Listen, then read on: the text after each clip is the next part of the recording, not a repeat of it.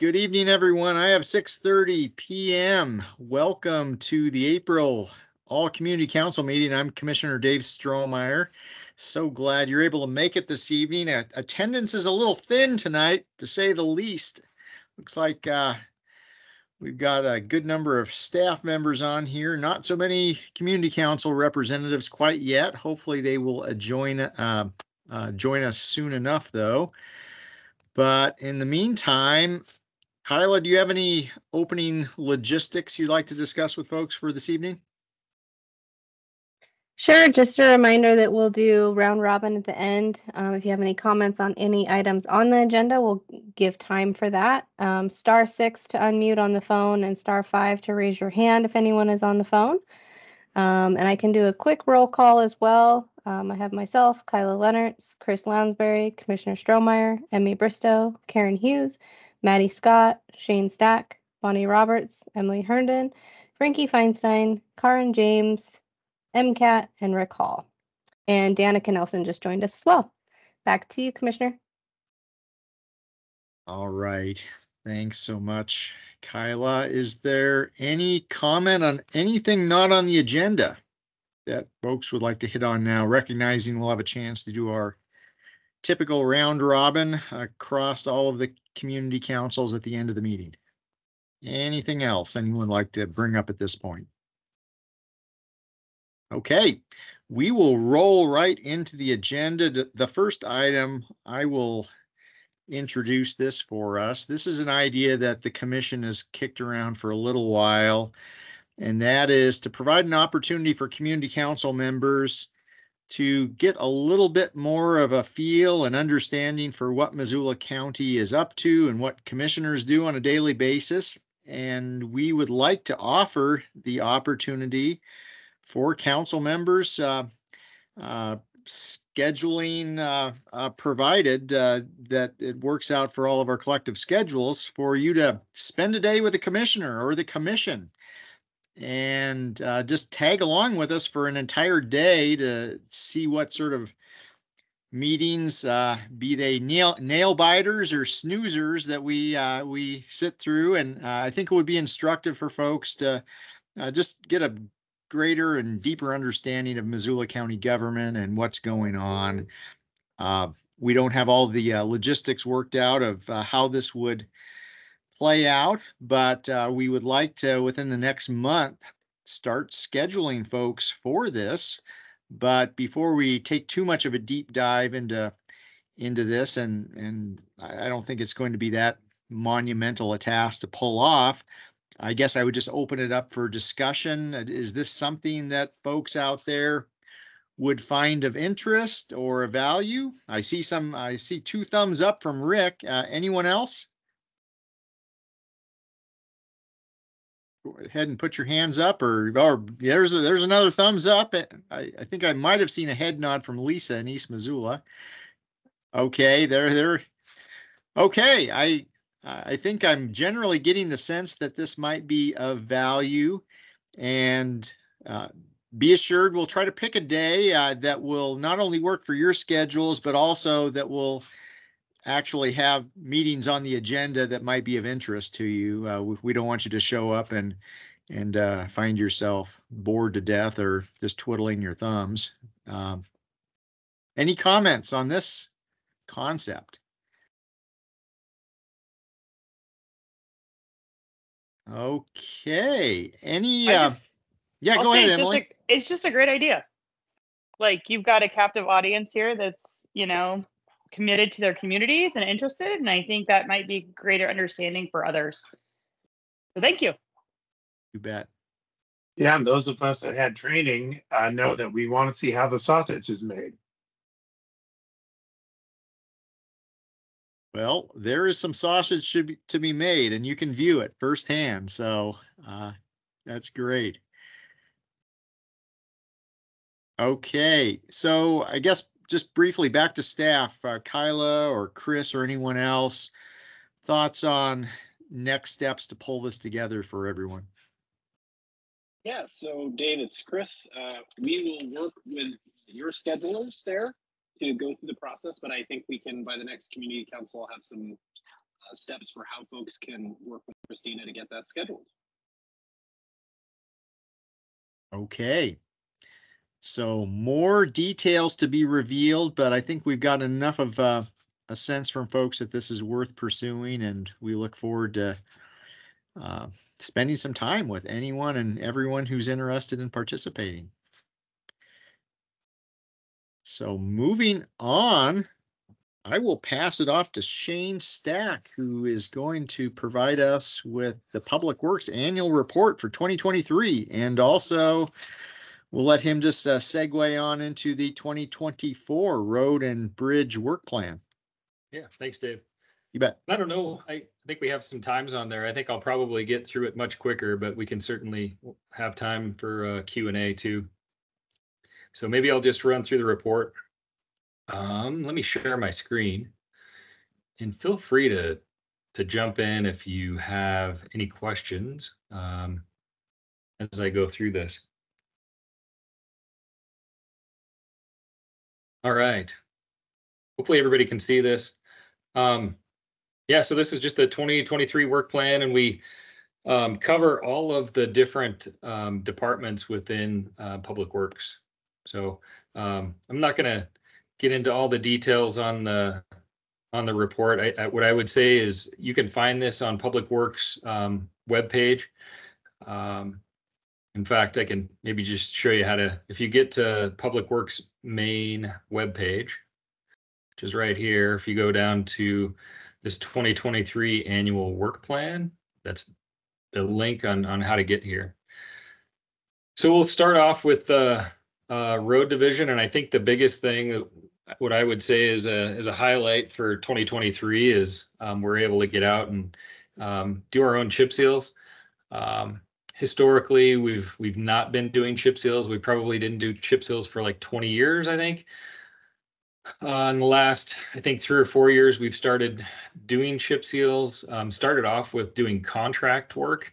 So no in-house, it was just strictly contractors going out and doing the work. And we did actually hire the city of Missoula for a handful of roads one summer too, and got a good bid price on that. One of the things that we've kicked around was trying to do the chip seals on our own, which if we could just dedicate a couple weeks a summer to doing chip seals, we figure we can get all the mileage we need. So we tried it last summer. We borrowed the city of Missoula's equipment. They let us do that. In fact, they let us borrow a handful of staff members too, and we were able to get out and chip seal I don't know, quite a few miles of roadway. The cost per mile for us was right around $21,000 to $22,000 per mile, compared to the contract price of $34,000 to $35,000. So we're saving quite a bit of money on a per mile basis. So I think it was a big highlight for us last year. We also did a little bit of, I guess, paving and reconstruction work. Dayshaw, we were able to reconstruct a half mile of roadway. Dayshaw is a gravel road here in the Missoula urban area, if you're not familiar. We've had some, I don't know, problems with it in the springtime specifically, and then it continues to kind of unravel throughout the summer. And so we had millings stockpiled probably a mile or two away, and we're able to put fabric down essentially on top of the existing surface, and then get millings on top of that. And we're going to finish up the kind of the first half mile this year. That's on the list of things to do that I'll cover. But that one I think was a kind of a really a cool project for us. And then we're able to get out there and place millings on a handful of roads: Hamel Road, Pool Creek, Butler Creek, Touchette, Mill Creek, and Enderlin were all roads that we were able to get millings on. And then the plan is this year is to chip seal those, and we've had pretty good luck. We've got a handful of roads that we put millings down and chip sealed on in other areas of the county, and we've had really good performance with them. So hopefully we can continue to see that with these. And and I have a 3.5-year-old, if you can't hear him. Anyway, so that was kind of the main focus of paving. We did do a little bit of Michigan Avenue and Clyde Street. There was a developer that put some water lines in, and we instead of having him just patch back water line kind of patch areas, what we offered with the contractor was to have them just pay us for the cost of replacing those patches, and then we would just repave the entire length of the road and the width of the road. So it kind of turned out to be a win-win for us. So that kind of covers the paving. Here's some images of Dacia too, which you can kind of see when I say we're laying fabric down and then placing millings on top of that. That's kind of what it looks like. This is what it looked like before. You can kind of see really pothole ridden roadway. And then this is after we had millings on it. And then we paved two lifts on top of that. So it's pretty solid road now. Bridges, I can just jump down to some images.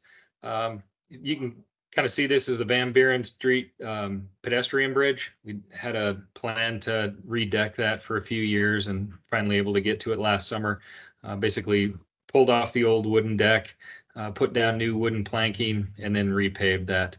And that took, I don't know, maybe a week and a half, maybe two of a handful of our folks to get down there and do that. Hey, And Shane. I guess, yeah. Shane, while you're on that, I bet some folks are asking, why are we messing with a bridge in the middle of the city of Missoula? Right. Yeah, Dave, you read my mind. That was good. That was my next thought was explaining why we are taking care of bridges in the city of Missoula. And by state statute, the Missoula County has the responsibility to maintain essentially the structural integrity of the bridges in the city, although we do have a draft agreement with the city that excludes a handful of bridges across the city of Missoula. For the most part, we're responsible for a majority of the bridges that are city owned. So we do receive property tax income from folks in the city, and they I don't know, we receive in the $900,000 to $1 million in bridge funds every year. What I would say is it's probably a $550,000 to $450,000 split, with the $450,000 coming from the folks in the county. So the city covers the vast majority of the cost of the bridges. So, and then I guess a handful of other bridges. I guess we'll cover those. Moccasin Lane, the bridge was closed the year before. We were able to replace that with a culvert in the spring of 2023, and that was a pretty quick project. I think that took us a couple of weeks, and we plan to do the same with another bridge on Loisel Lane, which is just actually down the irrigation ditch from this one. And incidentally, it did have a load restriction on it, but MDT lifted that. I don't know, within the last year, just because they've changed the way they evaluate structures. And so that one no longer has a load restriction, but I think we still have it on the radar to replace. Tower Street, at intersection of Tower and 3rd, we put in a large culvert extension there to try to alleviate some of the flooding that's in that area. And then O'Brien Creek Bridge, we resurfaced that bridge. And I don't know if I don't think we've got an image on that one. That was another pretty good little project. And then 2 structures, Maclay Bridge in the spring of last year, we did a little bit of work on that. Probably similar to the work we're doing right now as far as just the kind of the redecking work, but not the stringer replacement that we're doing on Maclay now. And then I don't know if any of you are familiar with Sunset Hill Road, but the bridge that crosses the Blackfoot structure that was built in 1907. One end of the bridge, we were starting to see some of the timber decking coming apart. So we replaced the first 16 feet of that. So, and we can kind of talk about kind of the work plan, but one of the goals is to get Dayshaw Lane from Mullen Road to the end of where we completed last summer, and then we'll focus hopefully next year on the curves through Dayshaw and make that connection. So Dayshaw will be a paved road from Mullen all the way to Pulp Mill Road. Like to one of the thoughts is getting to streets in Piltsville and putting down some millings and chip sealing. That's a goal for this year. I don't know if it'll come to fruition. That's one of those ones that we may or may not have time for. And then acquisition of all the chip seal equipment that we need, so we don't have to borrow the city's equipment. We'll have everything we need. And we do have our distributor truck ordered, and we are looking right now for a couple of used rollers and a used chipper. So I would imagine we should have everything we need by August to do our own contracting. Our Sealy crew generally did a lot of maintenance, but I think they did a little bit of work on Placid, and I think that's going to continue this year. And they were able to get millings off of the Highway 83 project, and we've got a pretty good stockpile of millings from that project right now, and in our yard there, just off of 83. And they're going to continue to haul those to Placid and extend that milled surface as far as they can. And they did a little bit of that last year too. And then the following year in 2025, we're working with MDT to get millings off of a Highway 200 project, and that'll go on to kind of the first mile plus or minus on Sunset Hill Road that kind of goes by the Paws Up Ranch. Engineering, I don't know that I'm going to get into a lot of details, but you can kind of just see the different work that was done there. If you want to jump in and look at that. Surveyor's office, kind of the same thing. A lot of survey reviews done, a lot of right-of-way evaluations completed throughout the year. And what I would tell you is we lean pretty heavily on our survey department to kind of help us figure out where roads might be public roads, or where the right-of-way exists, or where it doesn't exist. So they do a lot of that work for us. Miscellaneous non-road projects. We finished the Cheyron fishing access site last year. And then this is kind of a different one, but this is the survey Missoula load distortion project, which is, it's just a coordinate system. And they were helping to create that for the Missoula area. Building department, touch on this briefly. Building permits, over 1,000 building permits last year, over 800 electrical permits, 300 plumbing permits, and mechanical, over 600 mechanical permits. So you kind of get a sense there, and I won't stay too long on that, but there's a lot of little notes in here that I would say, feel free to jump on. Our water wastewater projects, we had some pretty big projects for water and wastewater, mainly focused on Lolo, but our system in Clinton is the Sunset West, and we've had we just did a update on the septic system out there 2 summers ago, and so that was a kind of a big win for them. And then last year, it was mainly Lolo on the water side. We did a $1.5 million project update, or create and update one water main system. So Lewis and Clark and Farm Lane, we ended up having a pretty long main extension on that. Tyler Way, a short main extension, and then Glacier, a main replacement, which City of Lolo, or the community of Lolo, was separated by essentially the railroad tracks. It only had one connection on Glacier, and so there wasn't any redundancy connecting the one side of the community together, and had to shut down the entire community for repairs. So anyway, that was a good project, and there's still more work to do in Lolo. this year, we've got two projects that are water, wastewater.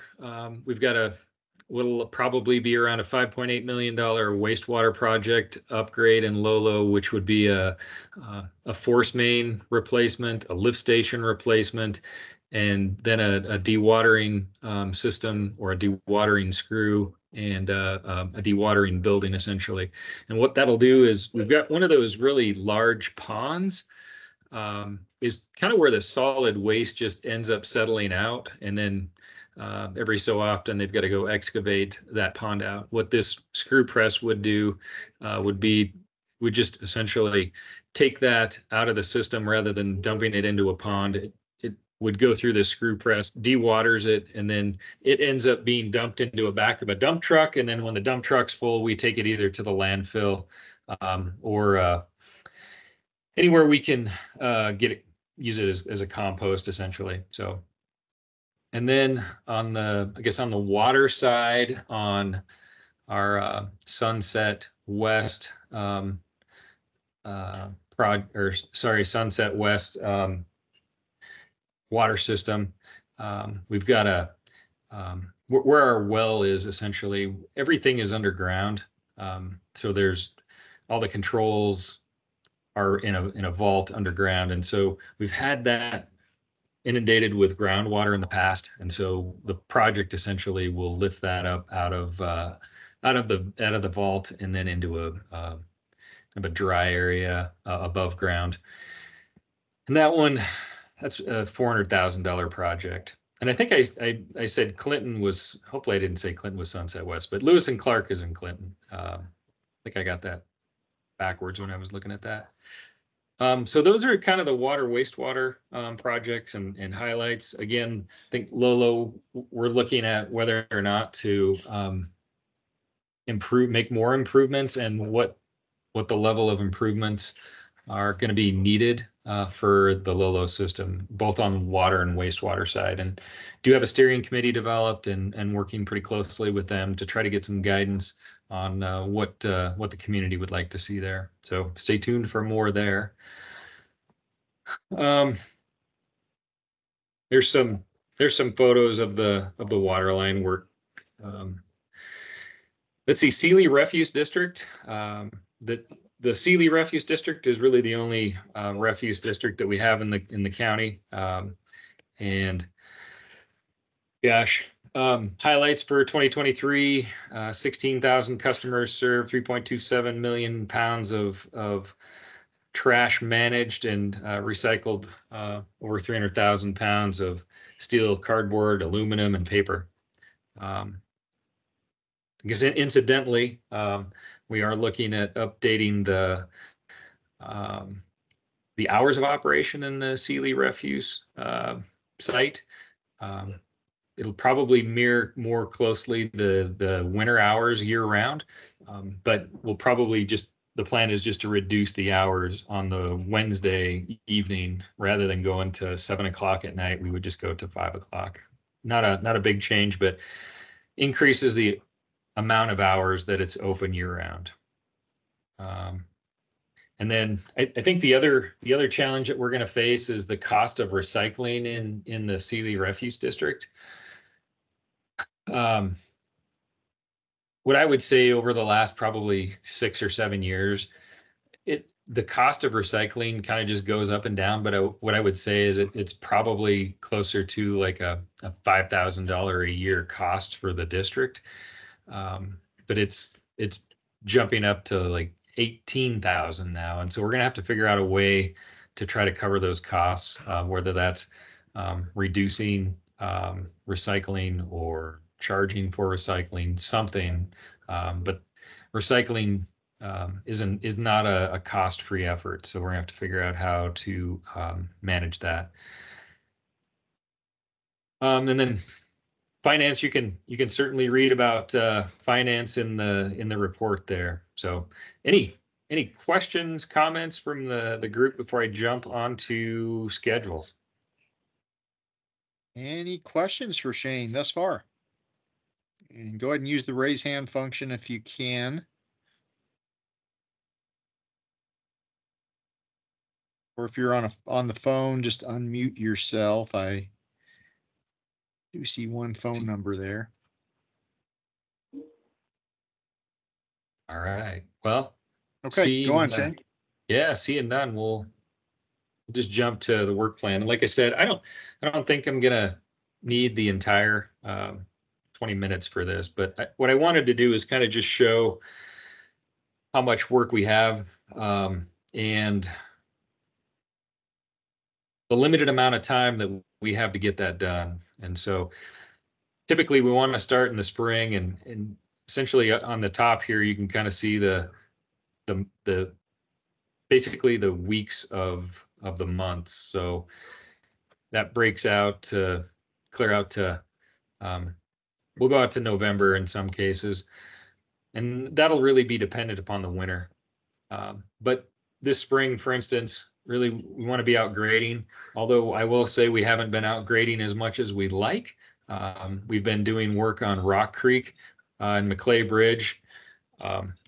Those two bridges were somewhat of a, call it a surprise from last year into this year, having to focus efforts on scour mitigation on Rock Creek, and then just fixing some old and decaying members on Maclay Bridge to open it back up. Both of those projects, incidentally, or the majority of those projects, are going to be funded through Senate Bill 536, and MDT is managing that. And so we've reached out to them and asked for some help and assistance with funding, and they've been gracious enough to share some of the funding. Rock Creek will receive $200,000, and Maclay will receive $70,000, which saves Missoula County quite a bit. And in fact, if we didn't have that, we would have been probably eating into our the small amount of savings that we do have in the bridge program. The plan is to get into sweeping. We've already started the sweeping program. Try to do some sump cleaning. We've got a vac truck, and try to get out and clean out our sumps fairly regularly. We don't hit every sump every year, but we try to hit a fair amount of them on a yearly basis, just to stay up on top of the maintenance. Let's see some of the other Lisa, basic. did you have a question right now about something that Shane covered, or did you want to wait till the end? It was about the sump for Ole's, and I can't see Yeah. when it would be on the schedule. I can't see the Yeah.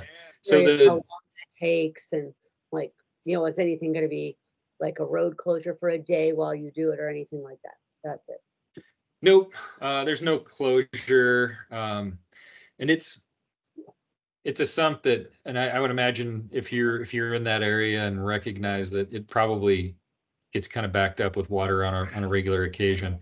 And then I think the surfacing around the area is not that good either. And so, replace the sump just so that it drains properly, and then some resurfacing. But I'm guessing that probably will happen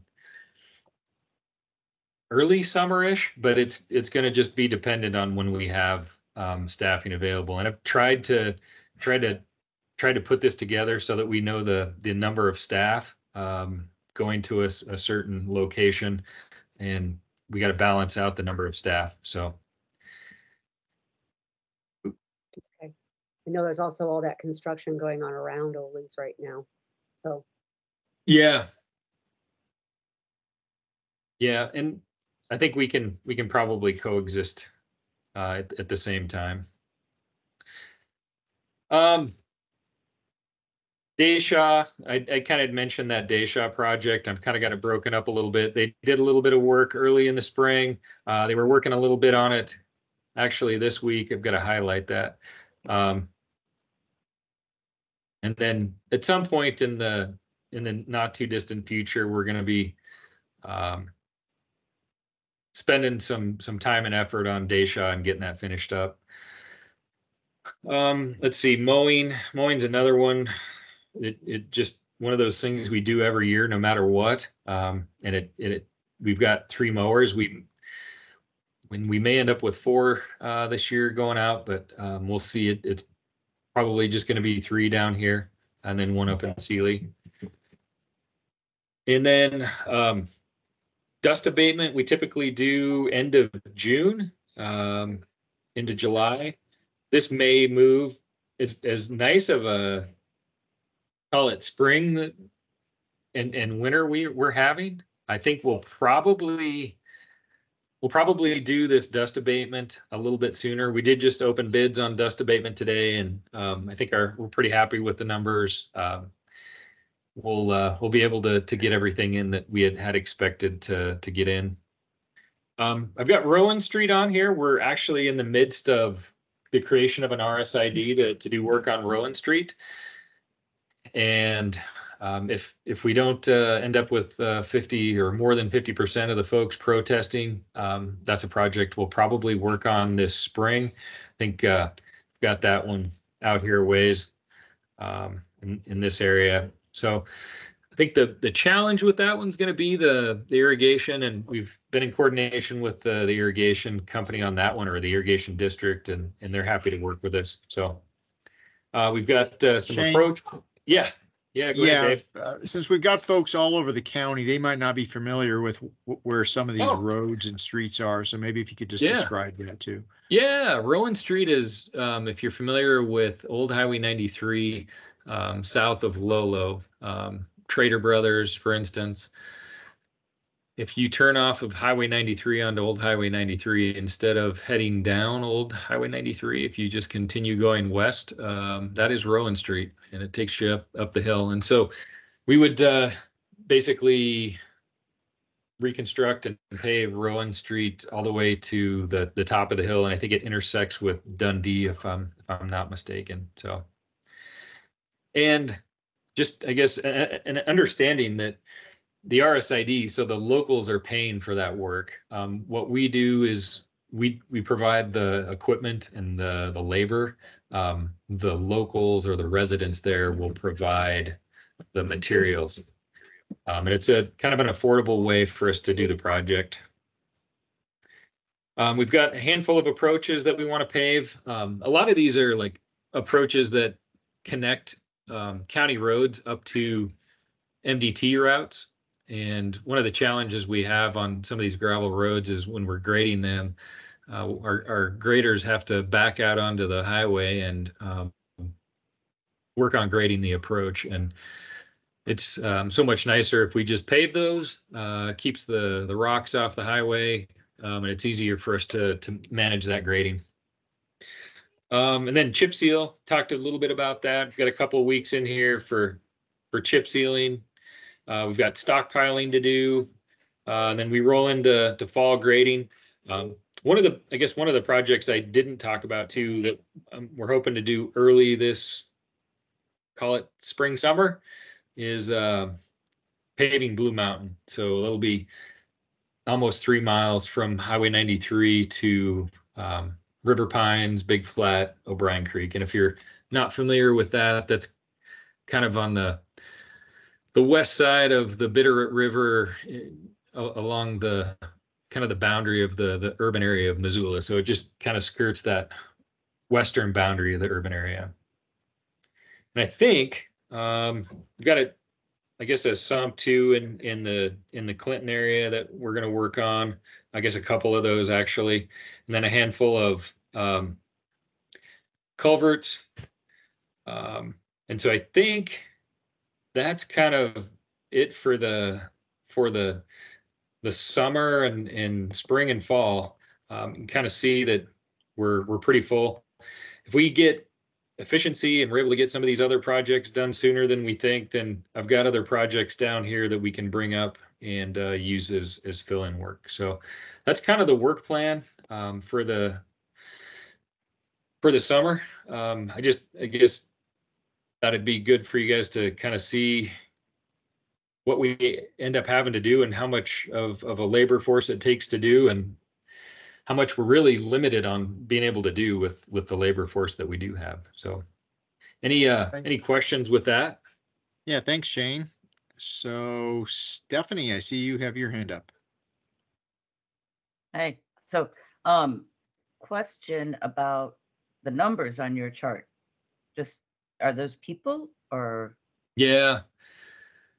They 'Cause are some people. of the days have 0 people and some days, some weeks have like 30 people and some weeks have 3. Yeah. No. Yep. Good catch.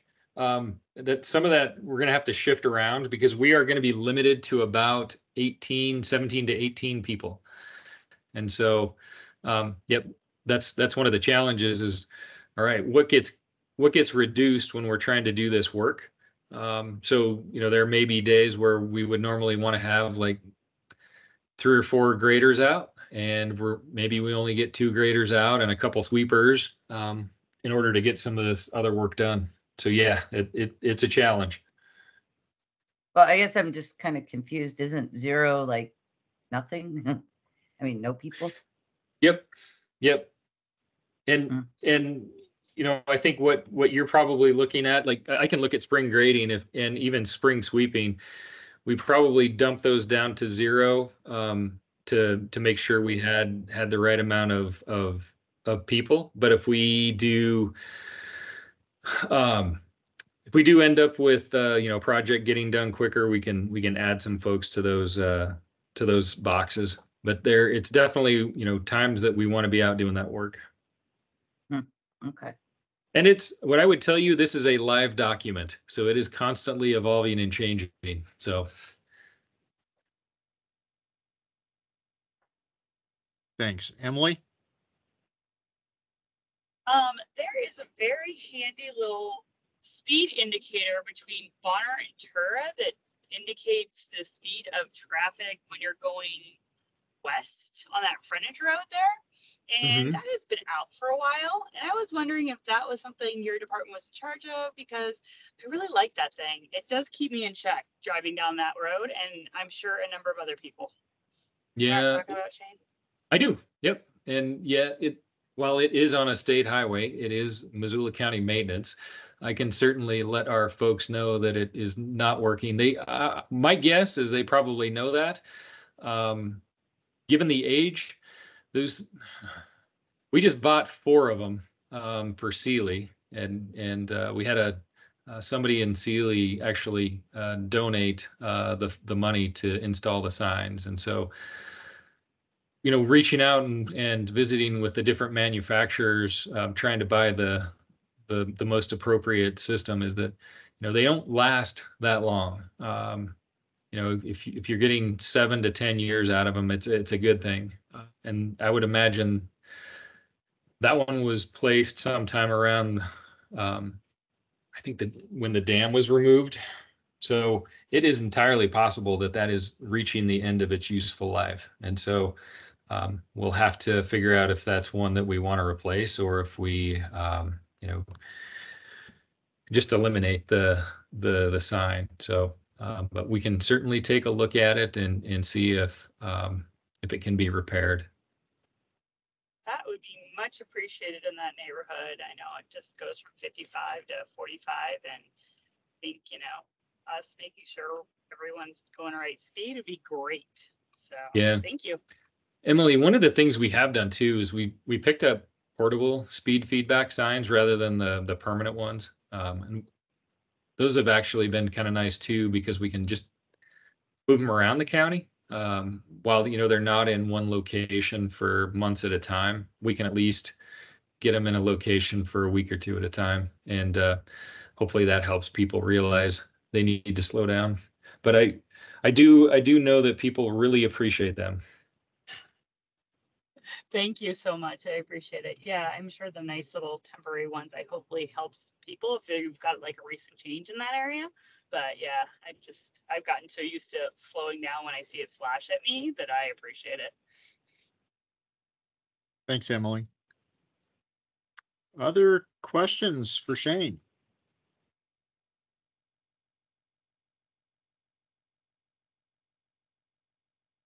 Okay, and maybe it goes without saying, but one of the rows on the work plan chart that Shane showed earlier was not sitting on the bench waiting for action. There's folks are fully deployed, and what it means more often than not is that if folks are, if public works staff are pulled off to do something else, that means one of your areas of the county will probably be not getting the work that they were otherwise scheduled for.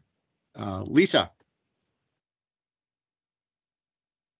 I had a question about in the future for Summer Street as that Aspire subdivision goes in. And Yeah. the amount of traffic, even just construction, heavy equipment going on that road. And what we see from the developer is kind of wonky.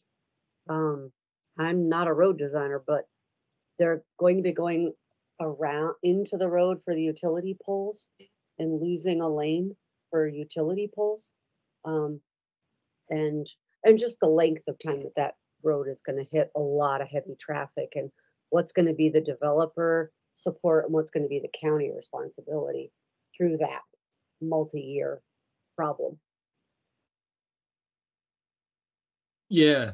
So maybe I guess touch a little bit on the design. So yeah, there are utilities out there, and it is a 50-foot right of way, which doesn't leave a lot of room to do everything that you would probably want to see. And so where there are utility poles, for instance, rather than trying to wedge those in on the back of a sidewalk, instead of doing that, they place those more in the parking lane. And so you would still have on-street parking, and then in spots you would just have a kind of a little concrete island, which is, you know, perfectly fine to drive around. And we've you know, reviewed the plans and working with the developer. So and then really the developer is going to be doing all the improvements. So you know, we may have to come in and resurface it at some point, but you know, all these like sidewalks and things like that, that sidewalk, curb, gutter, that's all going to be funded by the developer, which is frankly pretty impressive that they're willing to provide that much funding towards mitigation. It's probably more than a lot of developers would be willing to provide. So. Okay. I know they've been saying that they're going to do the improvement to the road and then begin their construction. So all that equipment's going to be going over the widened road. And then are they going to be fixing it when they're done? Do you know? Yeah. Or are they just going to leave a road that all that heavy equipment's been pounding on? Going to leave Well, it. yeah, and it's entirely possible that they may not have to fix the road. It's, you know, it's Okay. Could be just fine accommodating all the trucks for construction. Okay. Thanks. Thanks. Stephanie?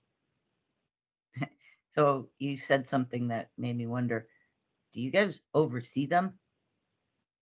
Does anyone pay attention to what they're doing? Can they do whatever they want? No, we have staff that'll go out there and check in on them, and then it'll also be their responsibility to provide testing results of materials, compaction reporting, all that, which is very kind of normal for us whenever subdivisions are done. In fact, we've had, you know, in some cases, what we run into is you know, maybe they pave and they don't meet compaction. And then we've got to figure out, all right, do you tear it all out, or what's the mitigation? Do you put another thin lift on top of there? So, yep, there's inspections and all kinds of testing that goes on to make sure that everything's meeting specifications. Cool, thank you. Thanks. Other questions?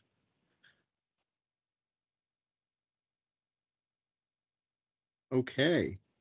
Thanks, Shane. And so and maybe this was in the chat here. Is that, yep, there it is. So the report that you went over with us, Shane, it is available on our website. And so I would recommend that folks online here representing your respective community councils share this with your other community council members, because I think this is super helpful information, and probably will answer some questions that are on folks' minds. Okay, thank you, Shane. Yeah, thanks, Dave. All right, and I know this is probably what everyone has been waiting for, so I'll let Kyla run us through the round robin of our community councils across Missoula County, and this is your opportunity to share a little bit about what is going on in your neck of the woods. Kyla. Sure. I'll go ahead and start with Bonner Milltown. We have several of you on tonight.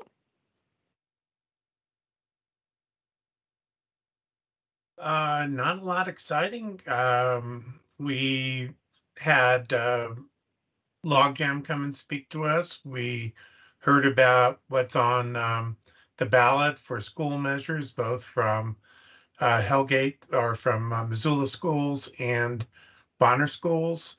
And we had a exploratory meeting about a neighborhood development subcommittee, which didn't really have a whole lot of interest in serving.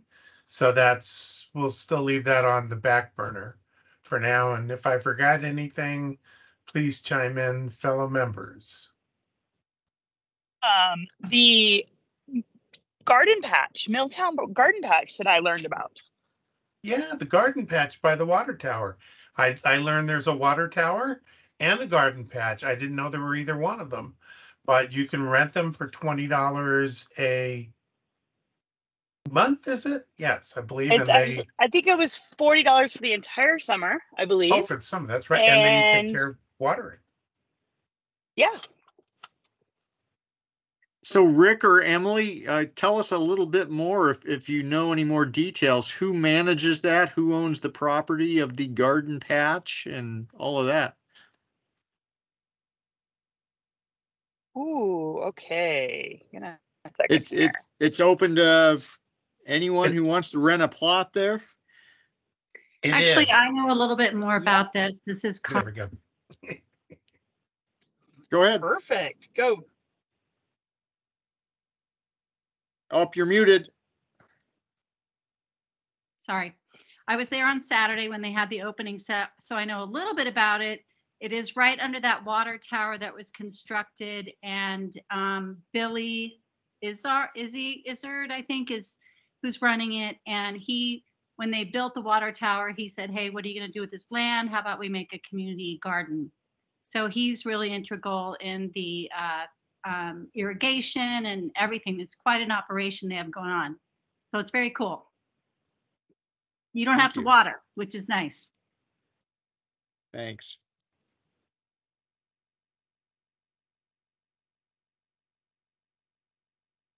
Anyone else, Bonner, Milltown? Okay, back to you, Kyla. Sure. We'll go ahead and move on to Clinton. Bonnie or Frankie? Bonnie, do you want to go ahead and talk about what we've been doing? Oh, well, our meeting's not until tomorrow. I went out today with Emmy talking about what's coming up for the conversation that's going to take place. It's moved to the 27th. Tomorrow we're going to have, find my agenda. We're going to have Karen Hughes discuss with our community members about the impact fees. And then we're having Tyler Christensen going to be doing a presentation on the May 7th school elections and levy requests. So last month I wasn't here, so I can't remember if our meeting was before or after the Teams meeting. We had Jamie Jockel with the bear awareness, which we had a nice turnout for that. And I think we're doing a lot better with our virtual platform. We're still working out some of the kinks. But other than that, let's see what else. Our I don't think you guys need to know about our budgets and all that kind of stuff, so. Not much else. I think pretty soon, June 1st. Of course, we'll have another meeting probably before that. We'll be having the skate park opening up. I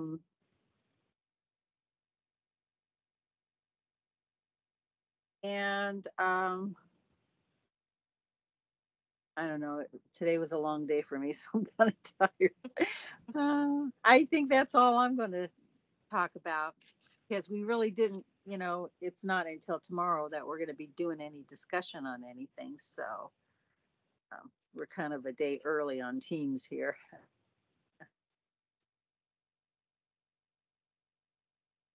I just wanted to add, this is Frankie, that we voted at our last meeting. We are not going to meet in July, August, and December.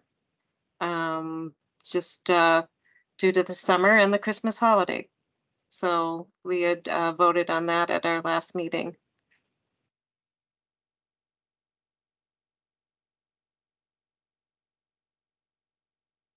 Thank you for those updates.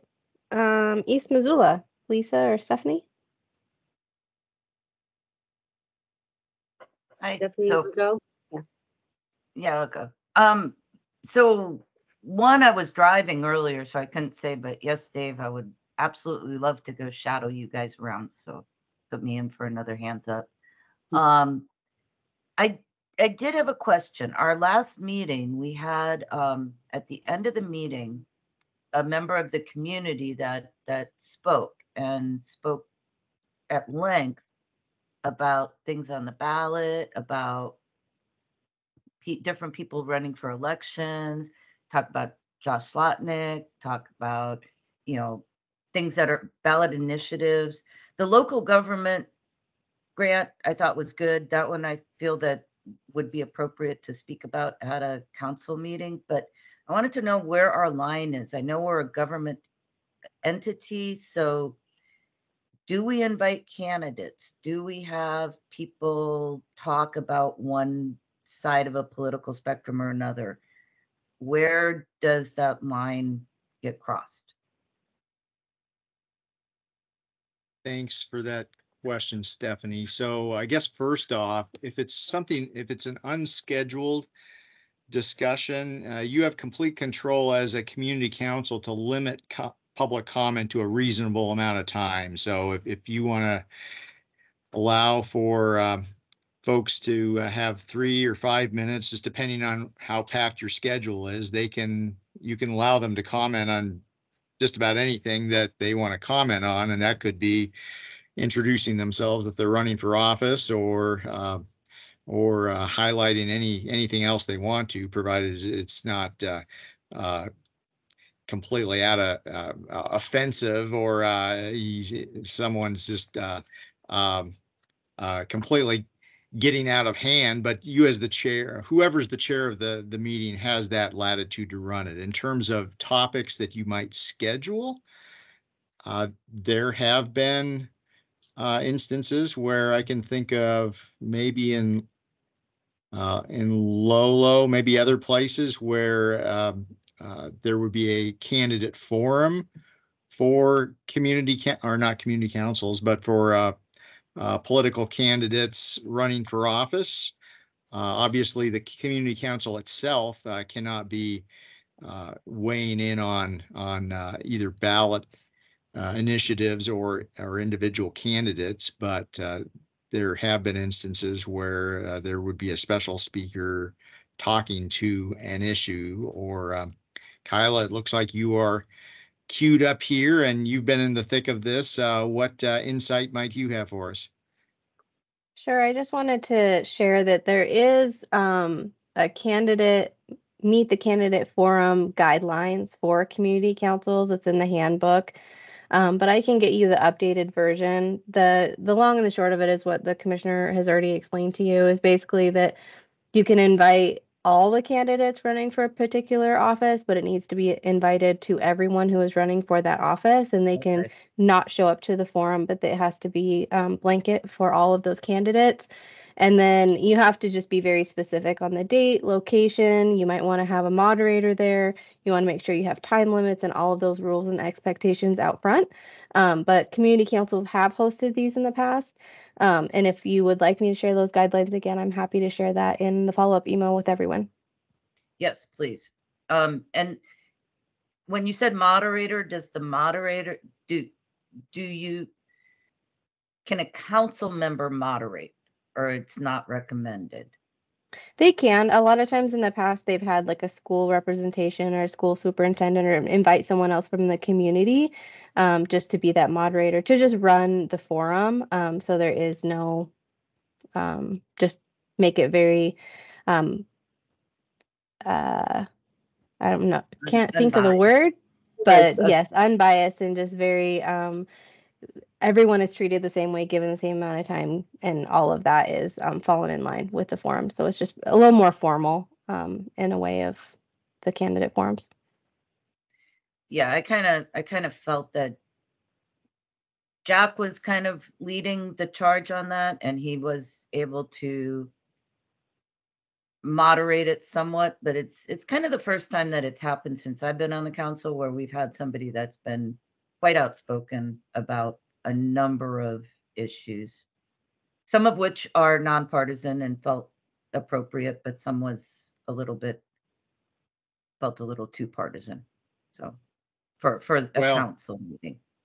Yeah, and in a case like what you're describing, if it's it absolutely should not be a council person making comments that are of a partisan nature at all. But if you get someone popping up from the audience who's a member of the public wanting to comment, who knows what they're going to comment on. But again, you can put sideboards on that such that you've got 3 minutes to pack in whatever you want to say, and after that you're done. Karen. Yeah. I was actually in person at that meeting. So I got to watch this. Oh, activity. So you know what I'm talking about. Yeah, I know exactly what you're talking about. Jack Bellis was trying to tell him it was time to move on, and he just wasn't having any of it. And there was actually someone in the room who kept riffing off the online guy, which made, and who also just kept going. I guess that, you know, one way to kind of approach it, one is a time limit, you know, and just if it, you know, you don't necessarily want to do it if you just want to have some time to talk about stuff, but if you have problems, then just stick everyone with a time limit. Another thing is to you know, a question can be like, is there an agenda item? Like, it, you know, what, I don't want, sure, you can have all these opinions, but what's the agenda item? What's the agenda item that you would like us to consider putting on an agenda for a future meeting? So that might be another way to reframe or switch the narrative a little bit and get them to stop ranting about whatever it is and focus on what a community council might do about it. And then you can decide whether or not you want it on your agenda. You may not want it on your agenda, but you had two people kind of riffing off each other, just throwing out their opinions, and really everyone else in the room was very frustrated. And I'm guessing the people online were as well. Yeah. So those are just a couple more suggestions that I was thinking about. Yeah.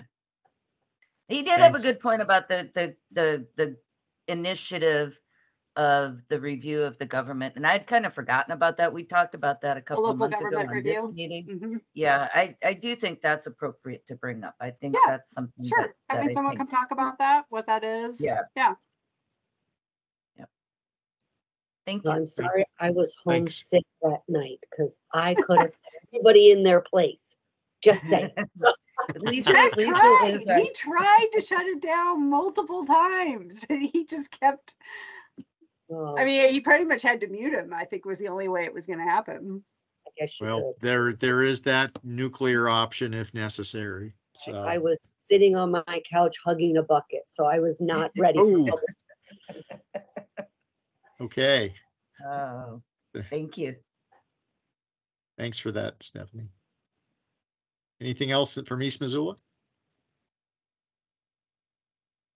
Okay. Well, and again, $26 million coming East Missoula's way for the Highway 200 corridor. So that's a big deal, and that project will, well, the planning and engineering for that will be underway shortly. So, okay, back to you, Kyla. Sure. We'll go ahead to go to Lolo Community Council. Danica, did you have anything to share? Yeah, so we actually had a resignation at our last meeting. Jennifer Schultz, our chair and longtime council member of 8 years, resigned, but she's going to be serving the greater county. So she's taken a new role in the Zoning Board of Adjustment. We're excited for her in that role. Sad to see her leave the council, but happy for her new role there. So with her resignation, we actually held some new elections of officers just temporarily until June, when we'll get a new council member. We will not be having an election this year because all of our open positions were uncontested, but we will have an appointed position, it sounds like, for the remainder of Jennifer's term. And I think that's mostly the big changes that have happened on the council. I did see that the building exemption survey got extended, so I wanted to say thank you very much for that. And I don't think we've got anything else from Lolo right now. Thanks so much, Danica. I don't think we have anyone on from Sealy or Swan Valley tonight unless I missed them. But I do see Tom Tucker from West Valley. Do you have anything to share?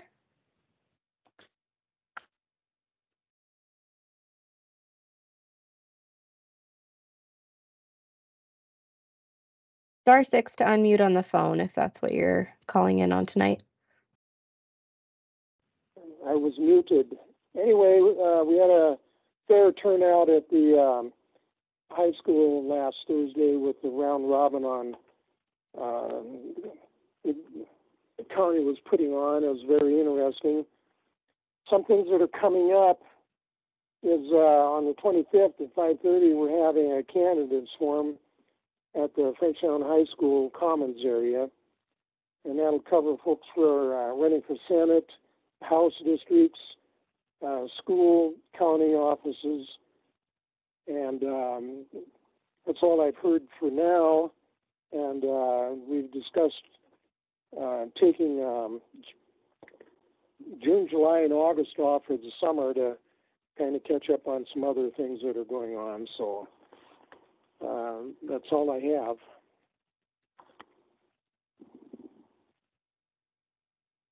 Thank you, Tom. Thank you. That is everyone tonight. Dave, I did have a couple brief things that I just needed to kind of reminders for folks.